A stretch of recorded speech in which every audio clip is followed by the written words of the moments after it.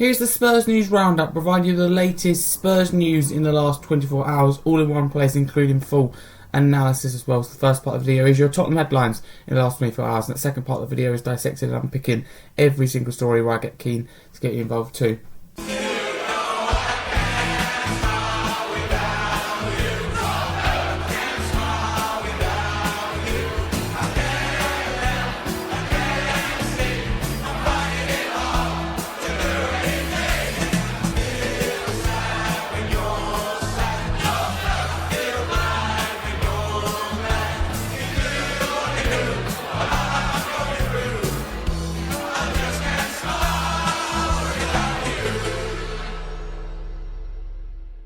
New to the channel, please do like and subscribe. Let's get straight into it then. So, your reports. Firstly, Fabrice Hawkins states that Tottenham have held talks with Adrien Rabiot's encounter. No club-to-club contact has been made so far. Tottenham loanee Alfie Devine registered an assist for Preston North End against Wrexham in the Carabao Cup second round. Fabrizio Romano said via YouTube that Tottenham have inquired about the situation of Lucas Paquetá in the past 24 hours, whilst they've also made calls for others. Another name mentioned internally in the past 24 hours is Antoine Semenyo of Bournemouth, but the deal would be difficult. Fabrizio Romano said via YouTube that Tottenham have not left the table yet for Sevilla. They still hope to sign him, but this deal depends on Manchester City and their attempts to sign Rodrigo. Spurs are still waiting for the green light. The Athletic UK report that Mikel Arteta has confirmed that Eberechi Eze phoned him on Thursday before completing the move to Spurs, asking him one final time if there was any chance that Arsenal would go for him. Arteta brought this request to the board, who then acted on the transfer. João Palhinha has been voted Premier League Player of the Match Week in the win against Manchester City.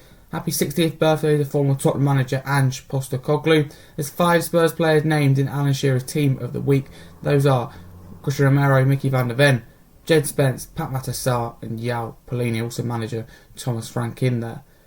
Tottenham have not been drawn at home in the third round of the Carabao Cup since 2018. That fixture took place at the MK Dons Stadium, with Wembley being unavailable and the Tottenham Hotspur Stadium still under construction. Tottenham drew 2-2 with Watford, winning on penalties. Well, last night, Tottenham got their first home Carabao Cup third round draw since 7 years ago, so 2018. And it was against Doncaster at home. That's when Tottenham will play in the third round of the Carabao Cup. Next, the Sun Football report. The Tottenham do have an interest in Xavi Simons, however his preference is to join Chelsea. But with that move stalling, it could potentially open the door to a move for him to Spurs. It would be an expensive deal in the fee of £60 million and wages. Leipzig are open to selling him. Next, Daily Telegraph report that Tottenham are holding talks over a pre-transfer deadline bid to rival Chelsea for Xavi Simons. There is optimism they'd be open to a move to North London, despite his apparent interest in joining Chelsea. Simons wants to leave RB Leipzig this summer, with a German club valuing him at around £60 million. The likelihood is that Tottenham will only make an offer if they believe they can quickly close a deal and minimise the threat of Chelsea stealing Simons away. Fabrizio Romano reports that Habsburg get the green light from Tottenham for Luka Vusković to join the club on loan. No buy option, straight loan is seen as a key part of the future project at Tottenham as a huge talent. Fabrizio Romano reports that Tottenham have been informed by Manchester City they will not be changing their stance on selling Sevilla. The player is not for sale, even for a fee of over €70 million. Next, Bild report that Tottenham are serious about signing Xavi Simons. Spurs and RB Leipzig have a good working relationship, specifically Daniel Levy and Oliver Minslav. The player has to be convinced about the transfer though. Xavi Simons currently earns €11 million annually, and his high salary demands are there. RB Leipzig remain open to his sale. Bild report that Tottenham are prepared to meet the €70 million asking price to sign RB Leipzig midfielder Xavi Simons. Next, Sky Sports News report that Tottenham have registered an interest in Xavi Simons. However, it is nothing more than that at this stage, with Chelsea considered still frontrunners for his signature. Fabrizio Romano says that Manchester City have today informed Tottenham they are not changing their stance on Sevilla. He is staying.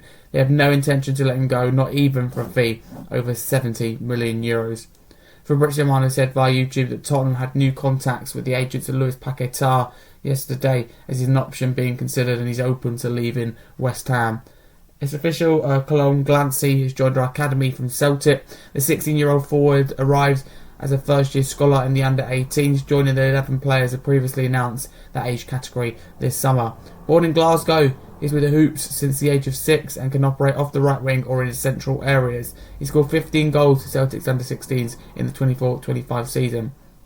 Spurs under-21s drew 4-4 away at Bristol Rovers on Tuesday night in the Vera Trophy. Spurs are 3-0 up after just 16 minutes. The game went to penalties and Bristol won 5-4. Fabrizio Romano says that Luka Vusković will fly for today to Germany for his medical as new Hotspur player on loan from Tottenham.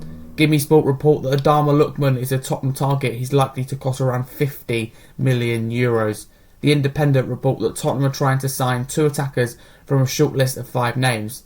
Morgan Rogers remains the ideal signing, but the difficulty is doing that deal, which means Spurs are now looking at the likes of Lucas Paquetá, Xavi Simons, Adama Lukman and Magnus Akliouche. And lastly, TBR Football report that Arsenal and Tottenham have joined Liverpool in their surprise pursuit of Brentford captain and defender Nathan Collins. Those are your Tottenham headlines in the last 24 hours. Let's go through and unpick the majority, if not all of them. So we'll start with Adrian Rabiot. I mean, this seems to have quite offended the fan base. I think they're very, don't want this to happen. I think it's about the dressing room. I'm hoping this isn't true. It's not necessarily about the player. It's about what he can bring to the dressing room, and is that the right attitude we want? Does that fit Frank's kind of policy of, being level-headed in the dressing room? I don't think so. So I think this won't happen. I'd be very, very surprised. I mean, it might have held talks, nothing more than that. I think we should be keeping well clear. What else have we got in here? So Lucas Paquetá, I think that would be a good signing. However, my only worry with him is sometimes he does go missing in games. For me, there's better options than Lucas Paquetá. I won't be disappointed if we do sign him, but I think that £60 million or whatever he's going to cost, 65, could be better spent in other areas, but that's just how I feel. Antoine Semenyo, I think it's an incredibly difficult deal with Bournemouth letting so many players go this summer, even in attacking positions such as Atara, mainly of course in defensive positions, but they wouldn't want to let Semenyo go. He's their best player for me. He's absolutely magic. He would be the dream, but I just can't see it happening. We don't have the ambition, and we left it so late that Bournemouth are going to have to find a replacement, and they won't want to do that. I want to bring in a replacement first. It's just going to be a lengthy deal. So with Sevilla, we heard initially from Fabrizio Romano that we hadn't left the table, and more recently, though we haven't left the table, City is still saying no. So I'd now say that this deal is kind of done, and maybe at this point we have to move on as much as we want Sevilla. Unless we're going to match the ambition, we can't just be sitting here waiting for City to change their mind, which they're not going to do. The fact that Athletic UK say that, Eze phoned, it's really interesting. He said Mikel Arteta confirmed that Eze phoned him, just asked if Arsenal were going to go in for him before signing for Spurs. That suggests to me that his heart was always, for Arsenal. Some would say that Spurs absolutely dodged a bullet here, which is a real shame because he's a top player. Happy birthday to Ange Postecoglou. Wow, what memories he's given us, and for me, delivering the first trophy in my lifetime, we're forever grateful. He should be remembered as a Tottenham Hotspur legend, whether you want him sacked or not, whether you wanted him to stay, and whatever you make of his time at the club. He should be a Tottenham legend, the third ever Tottenham manager to win a European trophy, our first major trophy in 17 years. A little bit of a false narrative, though, that we couldn't compete in more than one competition under him. We couldn't juggle more than one. That's not true. We got to the Carabao Cup semi-final under him. And we went toe-to-toe with Liverpool and beat them in that first leg. Yes, we lost badly in that second leg, but there's no shame in that because Liverpool are the champions and the best team in England and one of the best in the world. It's good that so many Spurs players are making it into teams of the week, even Alan Shearer's team of the week. That's absolutely crazy about the Carabao Cup. This is our first home draw in the third round of the Carabao Cup in 7 years. That's crazy. And what else is crazy? That 2018 was 7 years ago. That's bonkers.